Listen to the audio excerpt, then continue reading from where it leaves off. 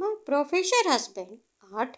विराज ने एकदम से खड़े होते हुए कहा, प्रतीक जाओ, तुम भी जाकर बाहर वेट करो, मैं यहाँ पर हूँ। उसे होश आएगा तो मैं तुम्हें बता दूंगा। लेकिन सर, प्रतीक ने कुछ बोलना चाहा, लेकिन उससे पहले ही विराज ने उसकी बात काटते हुए सख्ती से कहा, मैंने कहा ना, बाहर जाओ। वैसे भी तुम्हारी दूसरी क्लास स्टार्ट हो चुकी होगी, जाकर अपनी क्लास अटेंड करो, उसके बाद आ जाना। विराज ने एकदम सख्त रवैया अपनाते हुए सीरियस आवाज में कहा। तो प्रतीक थोड़ा सा घबरा गया और फिर उसने भी विराज से कोई बहस नहीं किया और चुपचाप वहां से बाहर निकलकर सीधे अपनी क्लास में चला गया। जबकि शालिनी अभी भी वहां मेडिकल रूम के बाहर रुकी हुई थी और विराज वहीं पर अंदर बैठा हुआ था और वह कशिश के बेड के साइड में पड़े हुए स्टूल पर बैठ गया और उसके चेहरे की तरफ ही देख रहा था। कशिश का चेहरा एकदम पीला पड़ा हुआ सा लग रहा था और वह काफी बीमार लग रही थी। विराज को शादी वाले दिन उसका चेहरा अच्छी तरह से याद था। तब वो बिल्कुल भी ऐसी नहीं थी, बहुत ही खुश लग रही थी और उसका चेहरा भी चमक रहा था। लेकिन आज जैसे उसके चेहरे की चमक कहीं गायब हो गई थी और विराज को पता था कहीं ना कहीं उसकी ये शादी ये उसके पीछे का कारण थी। विराज वहीं पर बैठकर कशिश के होश में आने का इंतजार करने लगा। प्रतीक और शालिनी के बाहर जाने के बाद जैसे ही डॉक्टर वहां पर फिर से कशिश को चेक करने के लिए आए, विराज ने डॉक्टर से कहा, डॉक्टर, एक्चुअली कशिश सिर्फ मेरी स्टूडेंट नहीं, वो अब मेरी वाइफ भी है। अभी 2 दिन पहले ही हमारी शादी हुई है, इसीलिए प्लीज आप मुझे रीजन बताइए, वो कैसे बेहोश हो गई? सब ठीक तो है ना? उसे कुछ हुआ तो नहीं? विराज ने कशिश की फिक्र करते हुए पूछा। पहले तो डॉक्टर को विराज की बात पर यकीन नहीं हुआ और वो शक भरी निगाहों से विराज की तरफ देखने लगा। लेकिन जब विराज ने पूरी सिचुएशन एक्सप्लेन करते हुए डॉक्टर को समझा तो फिर डॉक्टर ने भी उसकी बात सुनी और समझी। डॉक्टर ने गहरी सांस लेते हुए कहा, देखिए सर, भले ही आपकी शादी कशिश से नहीं होने वाली थी, लेकिन अब तो हो चुकी है और वो आपकी स्टूडेंट है और आपको इनका थोड़ा ख्याल रखना चाहिए। पिछले 2-3 दिनों में इन्होंने बहुत ही कम खाना पीना खाया, इसीलिए उन्हें बहुत ज़्यादा वीकनेस हो गई है। अगर ऐसा ही चलता रहा तो फिर और भी ज़्यादा बीमार पड़ सकती हैं। वैसे भी इतनी अंडरवेट है ये। डॉक्टर ने जैसे ये कहा तो विराज ने अपने मन में कहा, कशिश खाना क्यों नहीं खा रही थी? क्या सच में मैंने इस बात का ध्यान नहीं दिया? वो सोचने लगा और डॉक्टर वहां से चले गए। कशिश की तरफ ध्यान से विराज ने देखा तो वो सच में बहुत ही पतली दुबली सी थी और उसका नाजुक सा बदन इस वक्त बेड पर था। वो बेहोश थी और साइड में उसका बैग रखा हुआ था जिसमें रखा उसका मोबाइल फोन लगातार रिंग हो रहा था। उसका मोबाइल फोन रिंग होते ही विराज का ध्यान उस तरफ हुआ और उसने कशिश के बैग से उसका फोन निकाल दिया। स्क्रीन पर नंबर देख रहा था जो कि एक अनजाना नंबर था और विराज थोड़ा ध्यान से उस नंबर को देखने लगा और उसने कहा, कशिश के फोन पर अनजान नंबर से कौन कॉल कर रहा है? क्या कोई उसे परेशान कर रहा है कहीं? इसीलिए तो वो टेंशन में खाना नहीं खा रही। मुझे देखना होगा। ये सारे ख्याल दिमाग में आते हुए विराज ने आखिर फोन कॉल रिसीव कर लिया और मोबाइल फोन अपने कान में लगा लिया। कॉल रिसीव करके विराज कुछ बोल पाता उससे पहले ही दूसरी साइड से आवाज आई, कशिश बेटा, आई एम सॉरी, अपनी दीदी को माफ कर दे, ऐसा नाराज नहीं होते अपनों से, और तुझे तो पता ही है ना, मैं तुझे सबसे ज्यादा प्यार करती हूँ और तू भी तो हमेशा मुझे सपोर्ट करती थी, तो फिर अब क्या हो गया? दूसरी तरफ कॉल पर कृतिका थी। उसने ही दोबारा से कॉल किया था क्योंकि उससे पहले कशिश ने उसका कॉल गुस्से में डिस्कनेक्ट कर दिया था। पूरी बात सुनने भी नहीं, विराज ने जैसे ही कॉल पर कृतिका की आवाज़ सुनी गुस्से में एकदम आग बबूला हो गया। उसने अपने हाथों की कसकर मुट्ठी बांध ली। एकदम से कहा, कृतिका, तुम्हारी हिम्मत कैसे हुई कशिश को कॉल करने की? आज के बाद कभी भी उसे कॉल मत करना, नहीं तो तुम उसे भी अपने जैसा ही बना दोगी। सेल्फिश और इम्पल्सिव डिसीजन लेने वाली। विराज की आवाज सुनते ही दूसरी तरफ से कृतिका एकदम खामोश हो गई और उसे कुछ भी समझ नहीं आया, तो उसने डर की वजह से तुरंत ही कॉल डिस्कनेक्ट कर दिया। विराज भी कृतिका से कुछ ज्यादा बात नहीं करना चाहता था।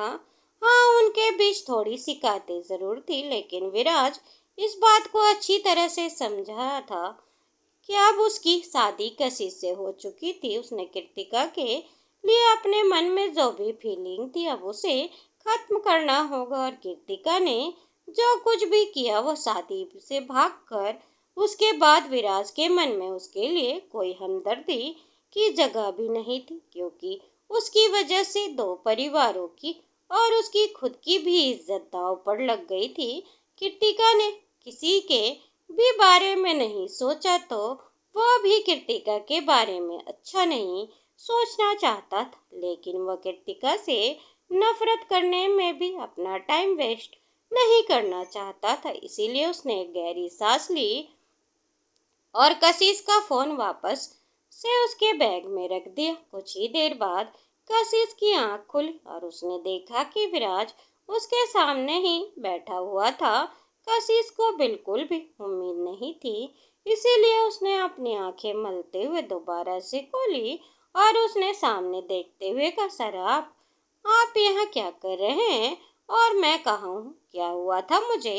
इतना बोलते हुए बेड पर उठकर बैठने लगी। विराज ने तुरंत ही आगे आकर उसका हाथ पकड़ लिया और कंधे पर अपना हाथ रखते हुए उसे सहारा दिया और कहा, क्यों उठ रही हो? तुम लेटी रहो ना, वैसे भी तुम कॉलेज के ही मेडिकल रूम में हो और ऐसे ही कॉरिडोर में बेहोश हो गई थी तुम, इसीलिए मैं तुम्हें यहाँ पर ले आया। और तुम्हारे दोस्त भी।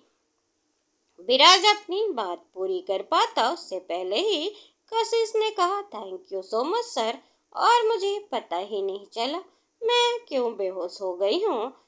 मैं बस। कशिश आगे कुछ बोल पाती इससे पहले ही विराज ने कहा, तुम खाना क्यों नहीं खा रही थी ढंग से? डॉक्टर ने कहा है तुम्हें बहुत ही ज्यादा वीकनेस है। क्या तुम डाइटिंग कर रही हो या फिर कोई बात तुम्हें परेशान कर रही है? अगर ऐसा कुछ है तो मुझे बता। विराज ने उसकी थोड़ी फिक्र करते हुए ये सवाल किया, तो कशिश थोड़ा सा सोच में पड़ गई। और विराज के घर का माहौल जैसा था, वहां पर किसी के भी अभी उसे पूरे मन से एक्सेप्ट नहीं किया था। बस इसीलिए वो खाना पीना खाना और बाकी सारी चीजों को लेकर बहुत हिचकिचाती रहती थी, और अभी भी वो हिचकिचाहट उसके साथ ही थी। इसीलिए विराज को ये बात बताने में भी झिझक रही थी। उसने इधर उधर देखते हुए कहा, नहीं, ऐसा कुछ नहीं है, वो हमारी शादी की वजह से सब अचानक सब कुछ चेंज हो गया। मुझे पता नहीं आपके घर में सब का किस टाइम पर खाते हैं। कल रात मैंने खाना भी नहीं खाया था। कशिश ने धीमी आवाज में ये बात कही तो विराज ने कहा, अरे किसी भी टाइम पर खाते हो, तुम्हें जब भूख लगे तुम जाकर खा सकती हो, ऐसा थोड़ी है कोई तुम्हें मना करेगा। मेरे घर पर सब लोग इतने बुरे नहीं हैं। विराज ने उसे समझाया तो कशिश ने धीरे से अपना सिर हिला दिया। उसकी तबीयत अभी ठीक लग रही थी, इसीलिए विराज उस पर ज्यादा गुस्सा नहीं करना चाहता था। उसने डॉक्टर को बुलाया और डॉक्टर ने उसके लिए कुछ हेल्थ सप्लीमेंट लिख कर दिए और विराज से कशिश का ध्यान रखने को कहा। विराज ने भी धीरे से अपना सिर हिलाया और फिर वो मेडिकल रूम से निकलकर बाहर आया। शालिनी अभी भी वहां पर थी, लेकिन प्रतीक नहीं था, इसीलिए विराज ने थोड़ी चैन की सांस ली और शालिनी से अंदर जाकर कशिश से मिलने को कहा। शालिनी तुरंत अंदर गई और विराज वहां से निकलकर सीधे प्रिंसिपल ऑफिस पहुंच गया, क्योंकि वो हाफ डे की छुट्टी लेने वाला था। कशिश को वो अकेले घर नहीं जाने देना चाहता था। ऐसी हालत में उसका ख्याल रखने के लिए वो उसके साथ रहना चाहता था, क्योंकि उसे ऐसी हालत देखकर गिल्ट हो रहा था। उसे ऐसा लग रहा था सब कुछ उसकी वजह से ही हुआ है। अक्षत की हालत भी उसकी वजह से है, कशिश की हालत भी उसकी वजह से। शालिनी और कशिश आपस में बात कर ही रहे थे, तभी विराज वहां पर आया। उसने देखा तो शालिनी और कशिश के अलावा वहां पर कोई भी नहीं था। तो उसने कशिश से धीमी आवाज में कहा, चलो तुम घर पर चलकर रेस्ट करो। अभी आगे की क्लास लेने की कोई ज़रूरत नहीं, और मैंने तुम्हारी 3 दिन के लिए छुट्टी भी ले ली है। अब तुम 3 दिन कॉलेज नहीं आओगी। जब अच्छे से रिकवर हो जाओगी तभी आना। विराज की बात सुनते ही कशिश ने एक बार शालिनी की तरफ देखा और फिर विराज की तरफ देखते हुए कहा, वो छुट्टी की क्या जरूरत थी, मैं ठीक हूँ सर। इतना बोलते ही वह एकदम से उठकर खड़ी हुई और लड़खड़ा गई, क्योंकि उसे फिर से चक्कर आ गए थे। वह तो शालिनी उसके पास ही खड़ी थी। उसने तुरंत ही उसे पकड़ लिया और विराज भी आगे आते हुए उसका हाथ पकड़ा और कहा, दिख रहा है कितना ठीक हो तुम। चलो अब मुझसे बहस मत करो बेवजह की, हम घर जा रहे हैं। वह भी अभी विराज ने अपना फैसला सुनाते हुए कहा। कशिश भी कुछ नहीं बोल पाई। विराज आगे आया। कशिश चुपचाप उसके पीछे पीछे चल दी, क्योंकि कॉलेज में सबको उनके रिलेशन के बारे में पता नहीं था। इसीलिए विराज ने थोड़ा सा दूर चल रहा था, लेकिन आगे चलते हुए भी बार बार पीछे मुड़कर कशिश की तरफ को ही देख रहा था।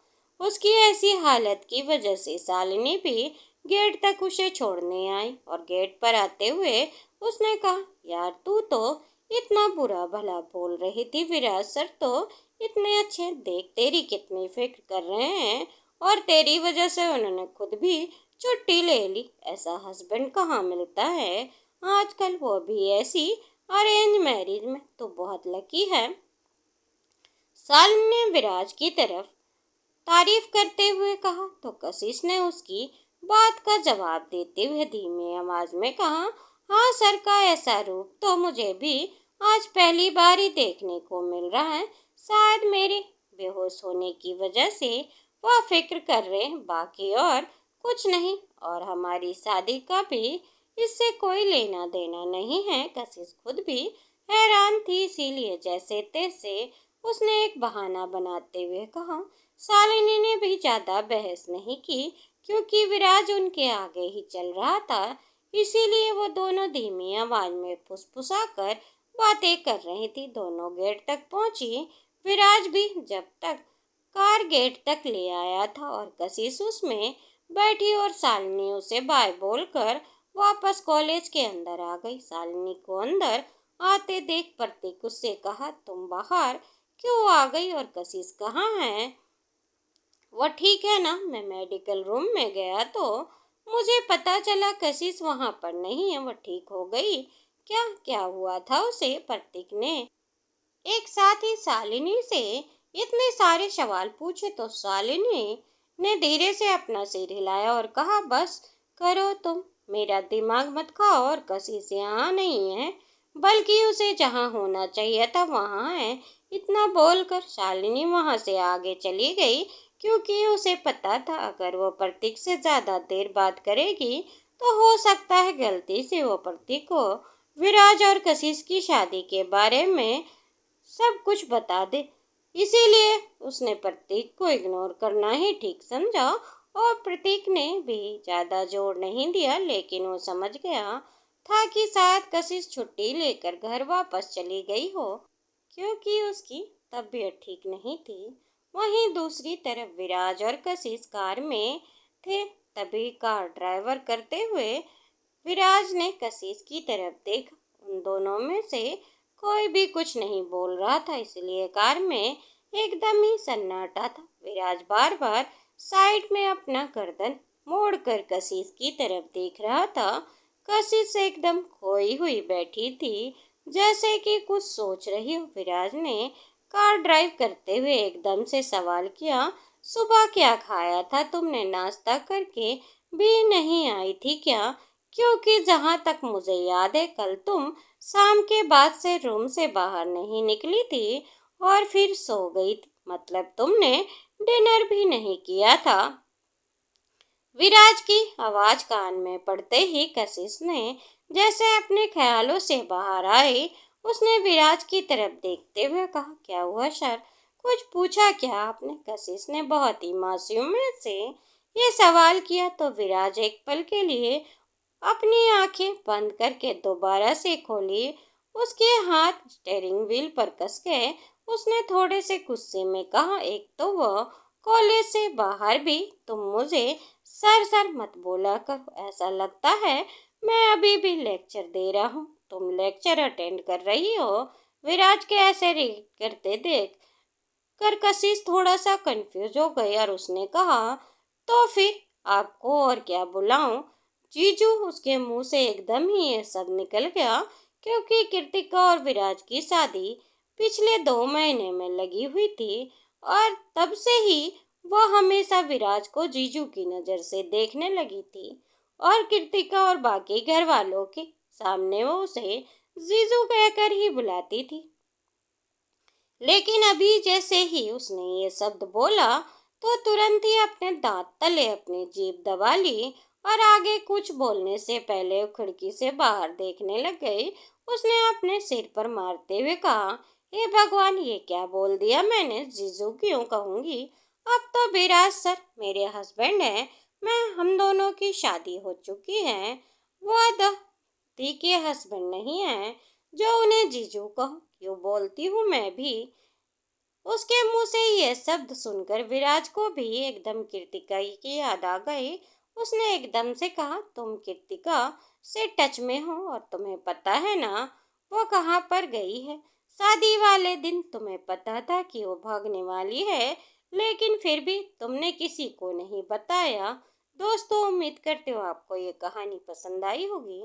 कहानी पसंद आई हो तो वीडियो को लाइक, चैनल पर नए हो तो चैनल को सब्सक्राइब करना ना भूलें, बेल आइकन दबाएं जिससे मेरी वीडियो की फ्री नोटिफिकेशन आप तक पहुंचती रहे और हमें कमेंट करके ज़रूर बताएं कि आपको ये कहानी कैसी लगी। धन्यवाद दोस्तों।